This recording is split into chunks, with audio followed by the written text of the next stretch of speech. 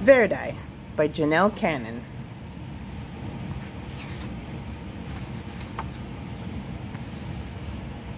On a small tropical island, the sun rose high above the steamy jungle. A mother python was sending her hatchlings out to the forest, the way all mother pythons do. "Grow up big and green as trees' leaves," she called to her little yellow babies as they happily scattered among the trees. But Verdi dawdled. He was proudly eyeing the bright yellow skin. He especially liked the bold stripes and zigzagged down his back. Why the hurry to grow up, big and green, he wondered. Maybe some of the older snakes in the jungle could tell him. Verdi ventured into the treetops to look for them. Umbles, Aggie, and Ribbon were lazing on some branches nearby. Verdi peered at their droopy green bodies. "It's not polite to stare," chided Aggie. Umbles burped and groaned. "It's taking nearly 4 weeks for that last lizard to digest. I surely do like lizards, but lizards don't like me." "Why don't lizards like you?" asked Verdi. "Don't interrupt," Umbles grumbled. "Dear me," whined Aggie. "If I don't shed soon, this itchy skin will drive me bananas." Verdi tapped a tune with his tail as he waited to speak. "Stop that." "Verdi, it makes me nervous," Ribbon complained. "Besides, you'll never grow up to be properly green, always interrupting and constantly fidgeting." Verdi couldn't imagine being in such a hurry to be like them, and he really wanted to keep his sporty stripes. Hoping to find snakes that weren't so boring, Verdi slipped away. Dozer was snoring in a tree not far from the others.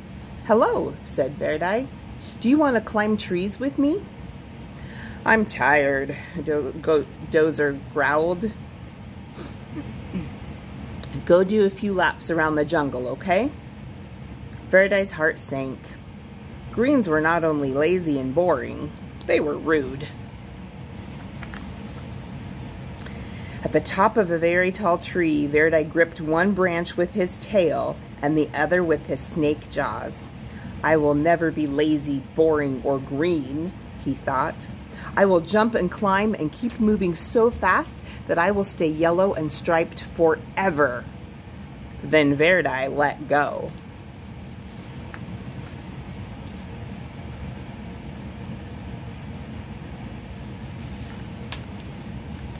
From a distance, the greens watched. "Oh my," they chorused. Ribbon shook his head. "At this rate, he'll be lucky to make his first molt." Aggie nodded. "It's likely he's going to put an eye out on that branch." Umbles moaned. "He may not live to turn green." But one day, Verdi's skin began to peel, revealing a pale green stripe stretching along his whole body. "Ugh!" he gasped. "How can this be? I'm the speediest snake in the jungle and I'm still turning green?" He raced down to the river, grabbing a mouthful of rough leaves. Verdi flung himself into the water. "If I can't run this green off, I'll scrub it off," he thought.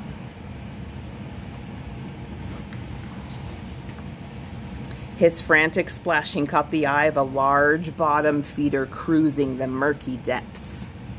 The old fish hummed. "Lunch." Before the fish could haul Verdi under, the frightened snake bit him on the nose. Apoo! With a blast of his rubbery lips, the great fish sneezed, sending Verdi into the air. Slapping onto a soggy shore, Verdi skipped out of reach. "Whew, that was a close one," he sputtered. Every inch of his body was covered with wet, gloppy mud.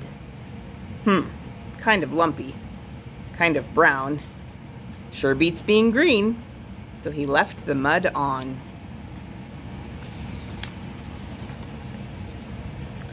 But the soft brown muck dried into a hard gray shell, and Verdi could barely move.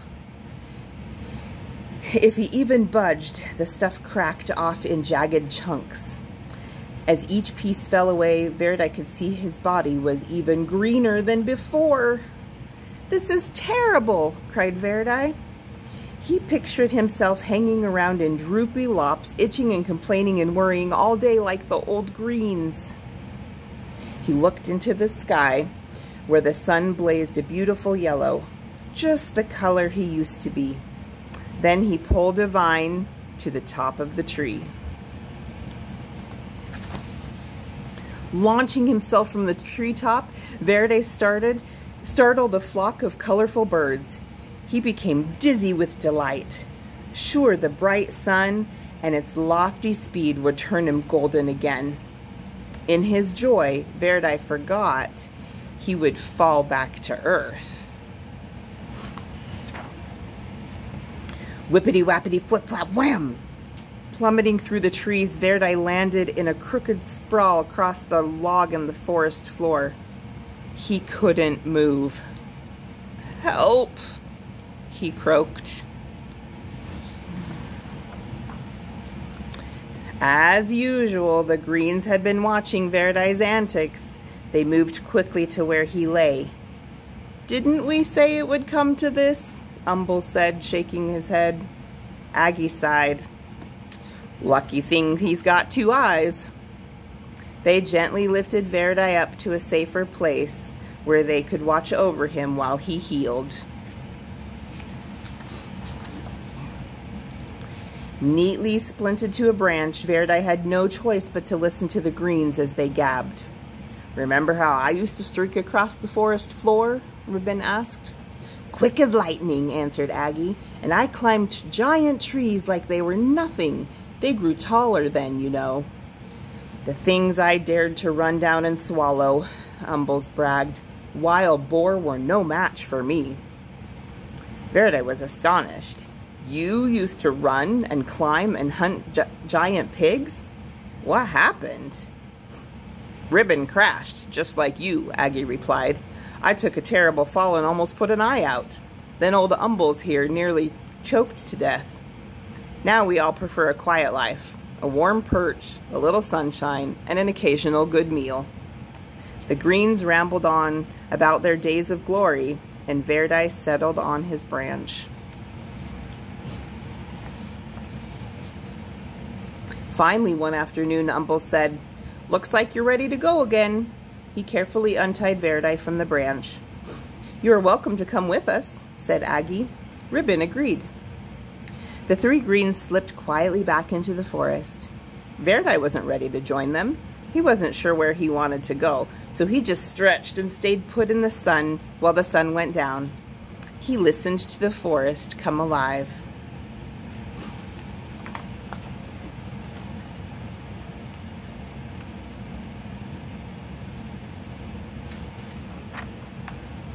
Time passed. The sun and moon took turns in the sky. Verdi marveled as the full moon grew thinner every night, and he watched patiently as it slowly grew round again. He wondered why he hadn't noticed that before. Verdi became so green that he blended perfectly with the leaves. He was so still that other creatures walked right by him without seeing him.